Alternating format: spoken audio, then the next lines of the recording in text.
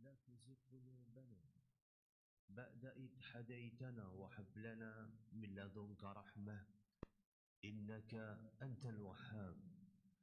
اللهم إنا نسألك الجنة وما يقربنا إليها من قول وعمل، ونعوذ بك من النار وما يقربنا إليها من قول وعمل. أصبحنا وأصبح الملك لله والحمد لله، لا إله إلا الله وحده لا شريك له، له الملك وله الحمد وهو على كل شيء قدير. ربي نسألك خير ما في هذا اليوم وخير ما بعده، ونعوذ بك من شر ما في هذا اليوم وشر ما بعده. ربي نعوذ بك من الكسل وسوء الكبر. ربي نعوذ بك من عذاب في النار وعذاب في القبر. اللهم إنا نسألك الهدى والتقى والعفاف والغنى. ربنا آتنا في الدنيا حسنة وفي الآخرة حسنة وقنا عذاب النار. وصلى الله وسلم وبارك على نبينا ومولانا محمد وعلى آله وأصحابه أجمعين والحمد لله رب العالمين. Alhamdulillah, segala puji dan syukur kita panjatkan kehadirat Allah Subhanahu wa taala. Dalam kesempatan pagi hari ini kita masih diberikan iman dan takwa. Dalam kesempatan pagi hari ini kita masih diberikan cahaya hidayah dalam hati-hati kita, sehingga kita bisa menunaikan salah satu kewajiban yang Allah wajibkan, yaitu salat subuh berjamaah. Sehingga kita bisa menunaikan kewajiban yang Allah wajibkan, yaitu kewajiban untuk terus menuntut ilmu sebagai bekal dalam kehidupan diri kita. Maka semoga Allah Subhanahu wa taala semakin meridhai setiap langkah kita, memberikan keistiqomahan di dalam kehidupan kita, menjadikan akhir hayat kita dalam keadaan husnul khatimah, dan semoga Allah Azza wa Jalla memasukkan kita ke dalam jannah, surga Firdaus yang tertinggi di sisi Allah Subhanahu wa taala. Amin ya rabbal alamin. Kemudian salawat beriring salam kita haturkan kepada uswatun hasanah kita, Nabi Muhammad sallallahu alaihi wasallam. Semoga salawat beriring salam juga senantiasa tercurahkan kepada segenap sahabat Nabi yang mulia, kepada segenap keluarga Nabi yang terjaga, dan juga kepada segenap kaum muslimin yang mengikuti jalan beliau sallallahu alaihi wasallam hingga akhir masa. Baik, Bapak Ibu sekalian, jamaah salat subuh Sleman Kota yang semoga senantiasa mendapatkan limpahan taufik dan hidayah dari Allah Subhanahu wa taala. Kita tahu bahwa Allah Subhanahu wa taala memberikan nikmat yang banyak dalam hidup kita. Termasuk nikmat yang Allah berikan dalam hidup kita adalah nikmat kesempatan. Rasulullah SAW pernah menyebutkan nikmatani maqbunun fihima katsirun minan nas. Ada dua buah nikmat yang banyak dilalaikan oleh manusia, yang manusia itu tidak menganggap ini sebagai sebuah nikmat, yang manusia baru sadar kalau ini adalah nikmat setelah itu dicabut oleh Allah Subhanahu wa taala. Maka yang pertama adalah as-sihhah, nikmat kesehatan. Yang kedua adalah al-faragh, nikmat waktu luang. Maka kalau kita dikasih nikmat sehat, saat kita dikasih nikmat waktu luang, maka jadikan itu sebagai kesempatan yang Allah berikan kepada kita untuk terus menambah pundi-pundi kebaikan dan amal soleh kita di hadapan Allah Subhanahu wa taala. Apalagi di waktu yang penuh berkah ini, di waktu pagi hari ini, yang waktu kayak gini ini, Rasulullah mensifati Allahumma barik li ummati fi bukuriha. Ya Allah, berkailah untuk umatku di waktu pagi mereka.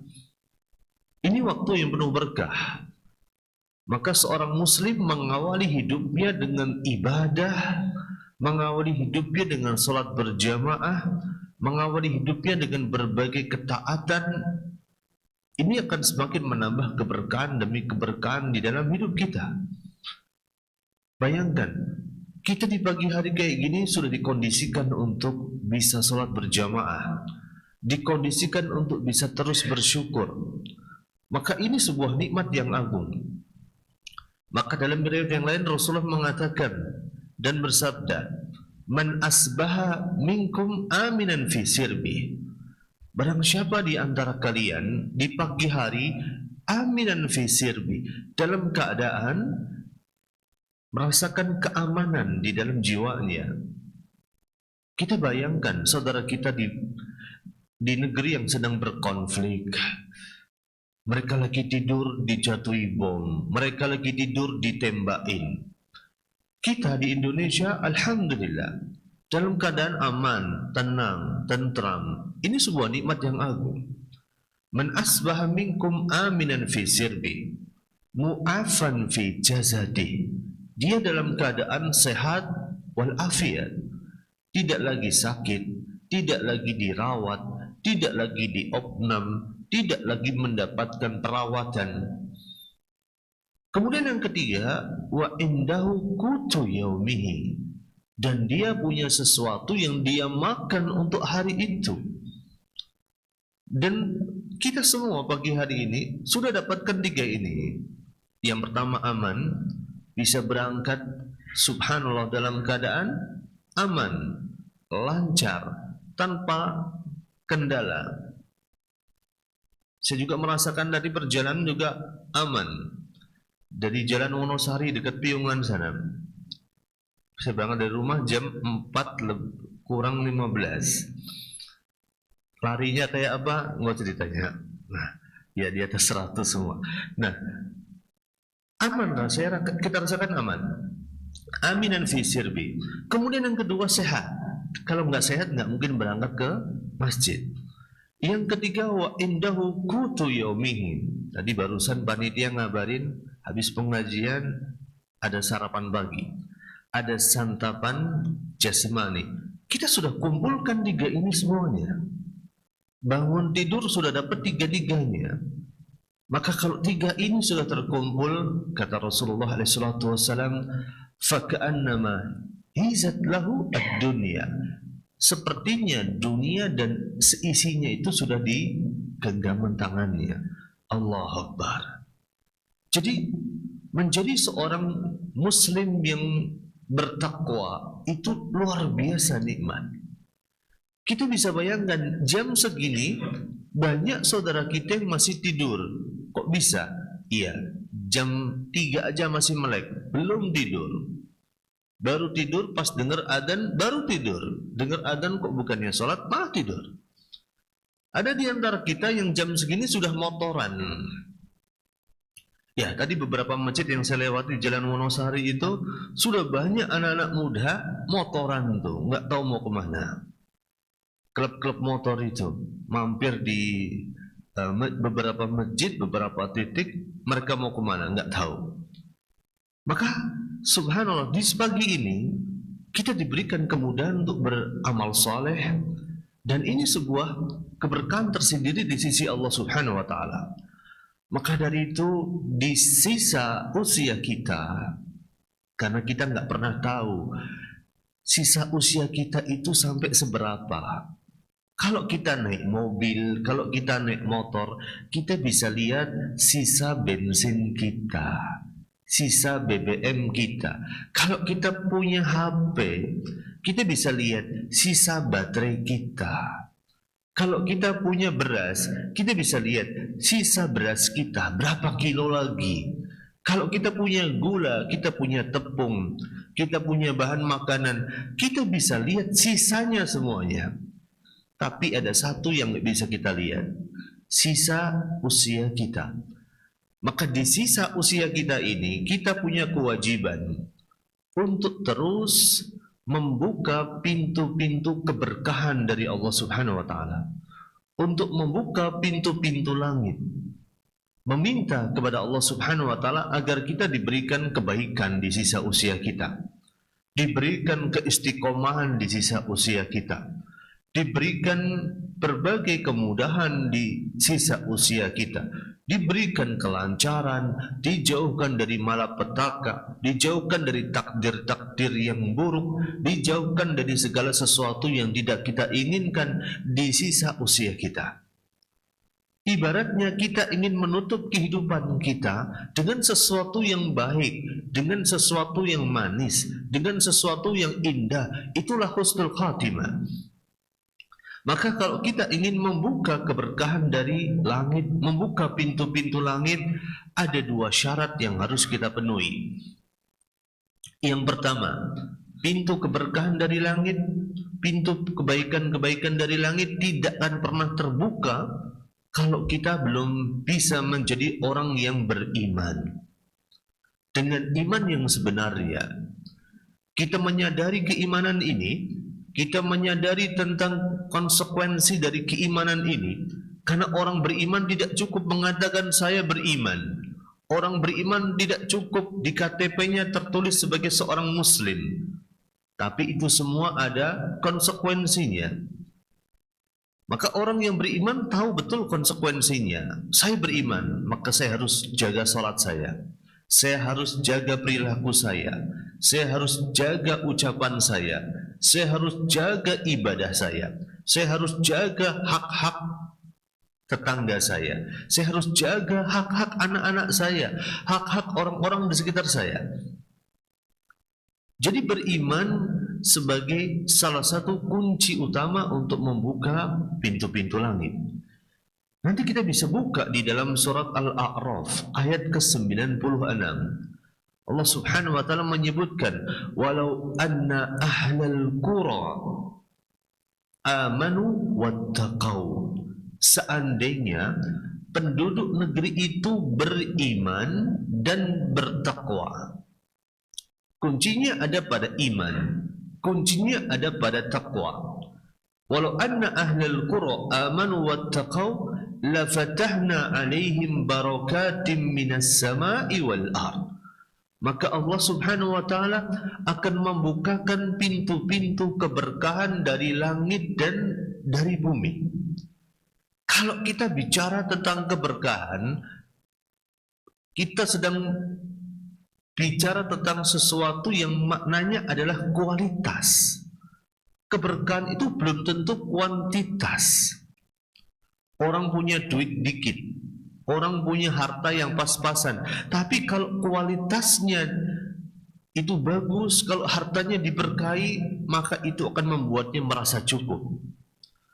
Tetapi orang kalau punya duit banyak, punya jabatan tinggi, karena nggak berkah, serakahnya itu nggak berhenti. Maka dari itu ada fenomena orang sudah kaya kok masih korupsi, orang gajinya tinggi kok masih makan uang rakyat. Kenapa sebabnya? Apakah dia kekurangan? Tidak, karena dia sudah dicabut keberkahan dalam hidupnya. Maka keberkahan itu akan ada kalau kita beriman. Keberkahan itu akan ada kalau kita bertakwa. Walau anna ahlal qura amanu wattaqau. Seandainya mereka beriman dan bertakwa, la fatahna alaihim barakatim minas sama'i wal ard. Tentu kami akan bukakan untuk mereka keberkahan-keberkahan dan pintu-pintu langit. Dan keberkahan itu bisa datang dari langit, bisa datang dari bumi. Maka dari itu tugas kita adalah di sisa usia kita ini, kita sebanyak mungkin membuka pintu-pintu langit, sebesar mungkin membuka pintu-pintu langit. Semoga dengan itu Allah Subhanahu wa taala akan menjadikan sisa hidup kita ini menjadi sisa kehidupan yang berarti, mengantarkan kita di atas jalan-jalan kebaikan, mengantarkan kita di atas jalan-jalan ketaatan, senantiasa mengantarkan kita di atas jalan-jalan ketakwaan. Jadi kunci yang pertama adalah beriman. Beriman dengan iman yang sebenarnya, dengan iman yang diinginkan oleh Allah dan Rasul-Nya, bukan dengan iman yang ikut-ikutan. Karena zaman sekarang ada tren, ada fenomena orang beriman ngikutin tren. Orang beriman ngikut orang lain. Ngikutin apa kebanyakan orang. Padahal orang itu akan dikatakan beriman kalau mengikuti maunya Allah dan maunya Rasulullah sallallahu alaihi wasallam. Saya teringat dengan sebuah nasihat indah dari imam kita, yaitu Imam Muhammad bin Idris Asy-Syafi'i, atau kita mengenal dengan sebutan Imam Syafi'i. Beliau pernah mengatakan, amantu billah, aku beriman kepada Allah Subhanahu wa taala, wa bima jaa 'anillah, dan aku beriman dengan apa yang datang dari Allah Subhanahu wa taala, ala muradillah, dengan apa yang diinginkan oleh Allah Subhanahu wa taala. Wa amantu bi Rasulillah, aku beriman kepada Rasulullah, wa bima jaa an Rasulillah, dan dengan apa yang datang dari Rasulullah sallallahu alaihi wasallam, ala muradi Rasulillah, dengan apa yang diinginkan oleh Rasulullah sallallahu alaihi wasallam. Ini iman yang benar kayak gini. Bukan iman sakwut dari kita sendiri, maunya kita gimana. Sehingga banyak orang zaman sekarang ngomong masalah iman, ngomong masalah agama, ngomong masalah Islam, kok bilangnya menurut pendapat saya. Nah, kita ini siapa? Kita bukan siapa-siapa. Menurut pendapat saya, menurut ustadz saya, lah ustadznya dengan ini sopo, bukan siapa-siapa. Menurut kiai saya, lah kiai dengan itu siapa?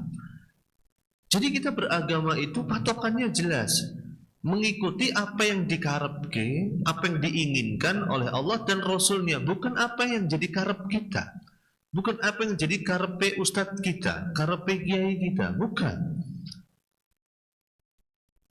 Maka dari itulah, kalau kita sudah sadar betul bahwa kita harus menjadi sosok dan pribadi yang beriman dengan iman yang sebenarnya, maka kita akan bisa mendapatkan bahwa keberkahan dari langit dan bumi akan senantiasa menaungi kehidupan kita. Nah, ini yang pertama. Kemudian yang kedua, bahwa keberkahan dari langit itu akan senantiasa terbuka kalau kita itu tidak mencukupkan dirinya dengan iman saja, tetapi yang kedua dengan amal saleh. Ya, pengakuan kita sebagai seorang muslim, pengakuan kita sebagai orang yang beriman itu tidak pernah cukup. Status di KTP kita, di kolom agama, terstatus agamanya adalah Islam, itu tidak pernah cukup. Maka itu semua harus melahirkan sebuah konsekuensi, yaitu adanya amal saleh. Kita punya tugas di dunia untuk terus beribadah. Wa ma khalaqtul jinna wal insa illa liya'budun. Tidaklah Allah Azza wa Jalla menciptakan jin dan manusia kecuali agar mereka beribadah. Sampai kapan ibadahnya? Sampai kapan ibadah kita ini? Maka Allah Subhanahu wa taala menegaskan, wa'bud rabbaka. Sembahlah Allah Subhanahu wa taala hatta ya'tiyakal yaqin. Sampai datang al-yaqin, kematian menjemput diri kita. Ini tugas kita. Barusan tadi habis salat subuh diumumkan, ada saudara kita yang hari ini meninggal dunia. Ya, akan datang satu hari nanti nama kita yang diumumkan. Kita ini lagi antri semuanya, antri untuk disebutkan nama kita, diumumkan nama kita. Maka dari itu Rasulullah perintahkan kita untuk memperbanyak kematian, memperbanyak mengingat kematian. Wa aksiru dzikra hadimil laddat, dan perbanyaklah untuk mengingat pemutus kenikmatan. Ya, kematian ini pemutus kenikmatan. Maka kalau ada orang meninggal dunia, kita datang bertakziah, kita dapat pahala yang gede banget. Pahalanya 1 qirat. Pahalanya segede gunung Uhud yang ada di utara kota Madinah. Ini kalau kita datang bertakziah, ikut nyolatin. Kalau kita nungguin, dan sampai nganterin, jadi sampai nganterin ke pemakaman kita dapat pahala 2 qirat. 2 qirat ini gunung Uhud dikali 2, gedenya, banyaknya luar biasa. Kenapa sebabnya? Supaya kita ini, salah satu hikmahnya adalah kita itu banyak ingat mati. Kita akan mati, tapi masalahnya kita nggak pernah tahu kita kapan bakal mati. Sebagai bukti, ada yang bawa KTP. Di KTP ada nggak tanggal lahir kita? Ada. Tanggal masa berlaku KTP kita? Ada. Kemudian tanggal kematian kita? Nggak pernah ada. Itu masalah terbesar kita hari ini. Kita tahu bahwa kita bakal mati, tapi masalahnya kita nggak pernah tahu kapan matinya. Karena kapan matinya nggak pernah tahu, sehingga kita kapan aja, di mana aja harus siap untuk mati. Siap nggak siap, mau nggak mau, kita harus siap untuk mati kalau sudah datang waktunya. Maka bekal mati itu apa? Tentu amal soleh kita. Tentu ketaatan kita, ibadah kita, salat-salat kita, sedekah kita, bacaan Quran kita, puasa-puasa sunnah kita, kebaikan-kebaikan kita. Itu bekalnya. Orang hidup di dunia itu cuma cari bekal aja. Kun fid dunya ka'annaka gharibun aw 'abiris sabil. Jadilah orang di dunia itu kayak orang asing atau orang numpang lewat aja. Contoh bapak-bapak dari Sleman kota ini mau ke Solo, lewatnya mana? Lewat Prambanan. Nah, sampai Prambanan, dari sini Prambanan kira-kira sudah 40 menit, 50 menit baru sampai Prambanan. Misalnya, sudah kehausan, di Prambanan banyak orang jualan dawet. Nah, akhirnya bapak ibu melipir beli dawet. Nah, ketika beli dawet, bakal lama nggak kira-kira? Atau cuman sebentar? Cuman sebentar. Kita cuman beli dawet, kalau dawetnya enak dibungkus nanti buat di jalan atau buat oleh-oleh orang yang kita kunjungi nanti di Solo. Nah, setelah itu jalan lagi. Sama juga di dunia. Kita itu cuman mampir ngombe saja. Minum dawet kayak orang yang dari Sleman mau ke Solo, mampir di Prambanan beli dawet, mampir di Bogem beli dawet, kemudian setelah itu dia lanjutkan perjalanan lagi. Itulah gambaran hidupnya kita. Kita nggak pernah lama hidup di dunia. Maka tugas kita adalah isi dengan sebaik mungkin setiap episode hidup kita dengan keimanan dan ketakwaan, dengan amal soleh sebanyak mungkin. Jadi manusia itu harus rakus dengan amal soleh, rakus dengan kebaikan, rakus dengan berbagai amal ketaatan, sebagaimana rakusnya para sahabat saat mereka itu melakukan amal-amal saleh. Maka ada satu kejadian yang sangat menarik ya. Ketika sebagian sahabat Nabi yang dalam tanda kutip ini tidak diluaskan rezekinya oleh Allah Subhanahu wa taala atau miskin ya. Kan ada sahabat Nabi yang miskin, ada sahabat Nabi yang kaya raya. Maka sahabat Nabi yang miskin ini berbondong-bondong datang ke Rasulullah sallallahu alaihi wasallam. Mereka mengatakan, "Dhahaba ahlud duthur bil ujur." Ya Rasulullah, orang-orang kaya di antara kami, mereka dapat pahala yang gede. Yusalluna kama nusalli.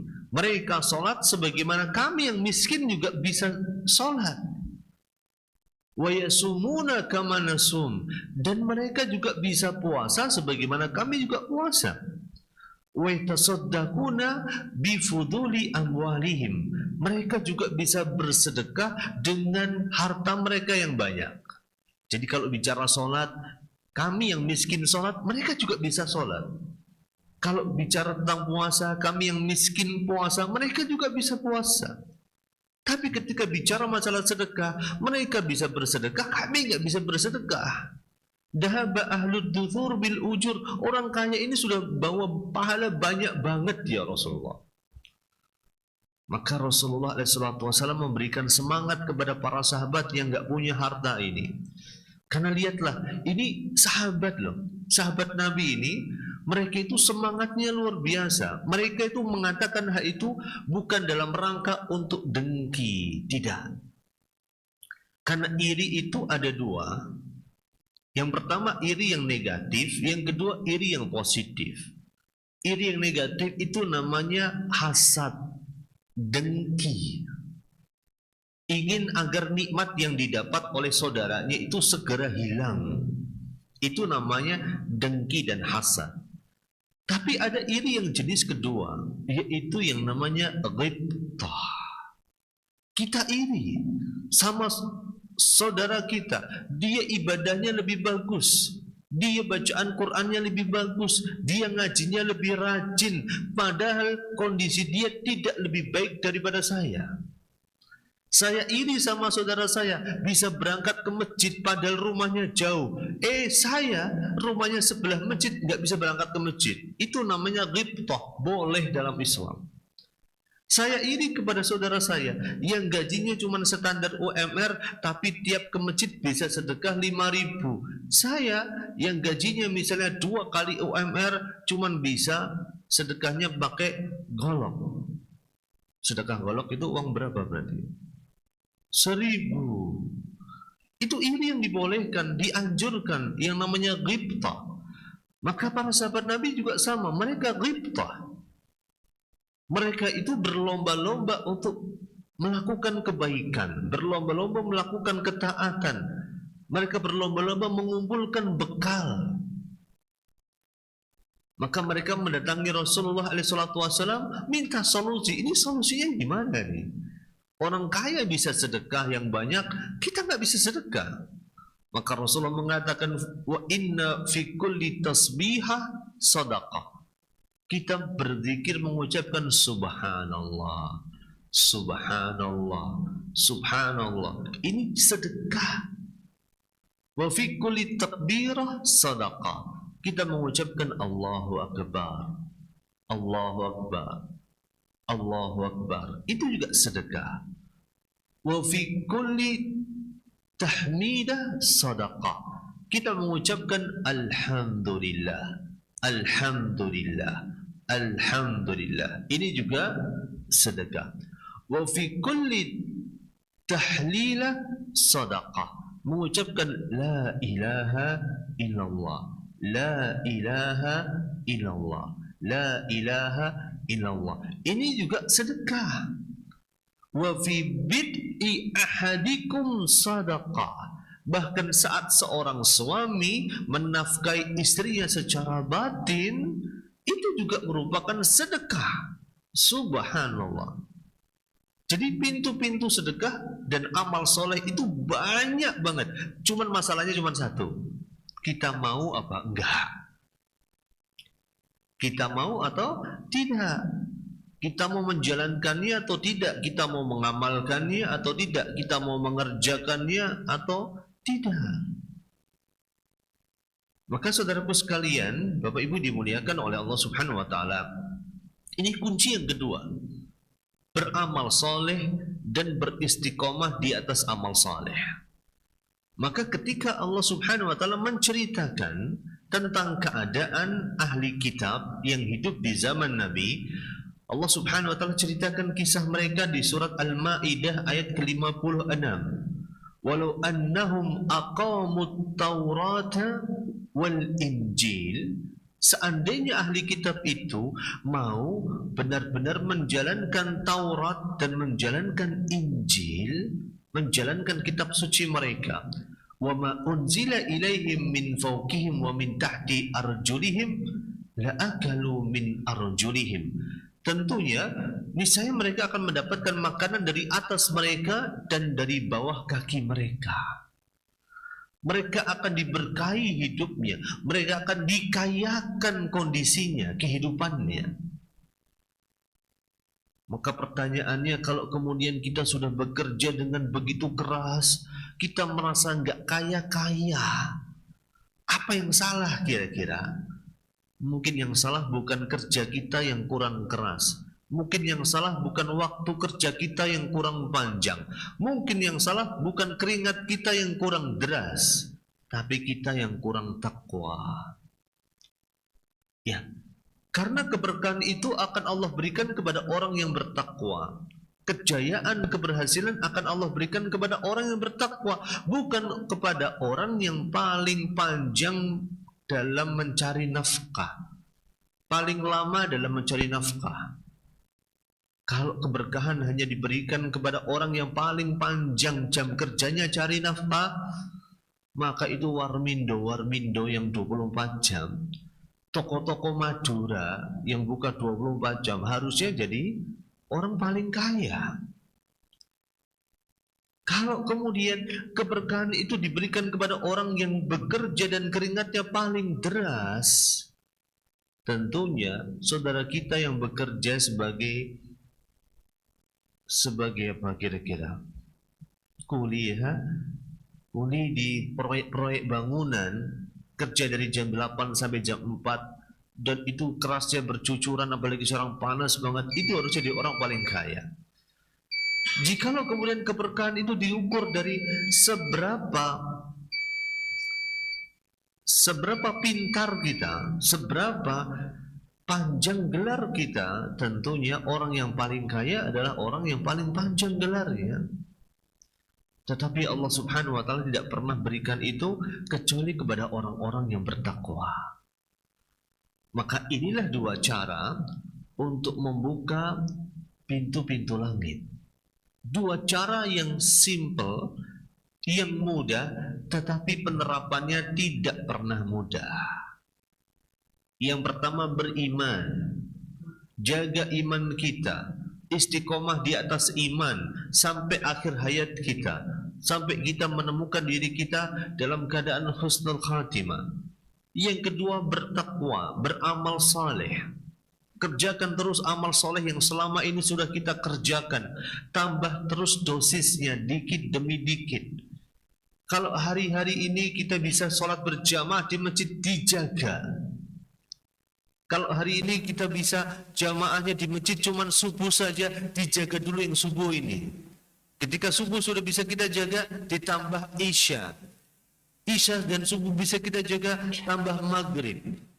Sudah bisa kita jaga, tambah asar, tambah zuhur, kemudian tambah amal kebaikan terus di jalan Allah Subhanahu wa Ta'ala. Maka semoga ketika kita mengamalkan itu, semoga Allah Subhanahu wa Ta'ala membukakan pintu-pintu kebaikan, pintu-pintu keberkahan di dalam kehidupan diri kita. Dan semoga setelah itu Allah Azza wa Jalla akan mewafatkan kita di atas kebaikan yang selama ini sudah kita lakukan, di atas jalan husnul khatimah. Dan semoga husnul khatimah itu akan bisa mengantarkan kita untuk masuk ke dalam jannah. Amin ya rabbal alamin. Wa sallallahu wasallim wa barik ala nabina wa maulana Muhammadin wa ala alihi wa ashabihi ajma'in. Walhamdulillahi rabbil alamin. Baik, ada pertanyaan dari Bapak Ibu?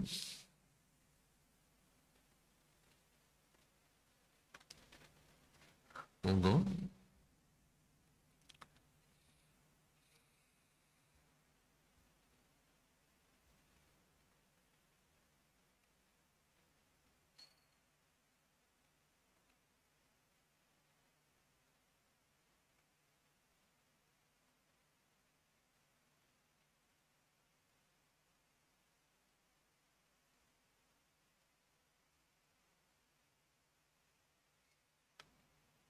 Baik, jikalau tidak ada pertanyaan, insyaallah akan kita akhiri dan kita tutup dengan doa kafaratul majlis. Subhanakallahumma wa bihamdika asyhadu an la ilaha illa anta astaghfiruka wa atubu ilaik. Assalamualaikum warahmatullahi wabarakatuh.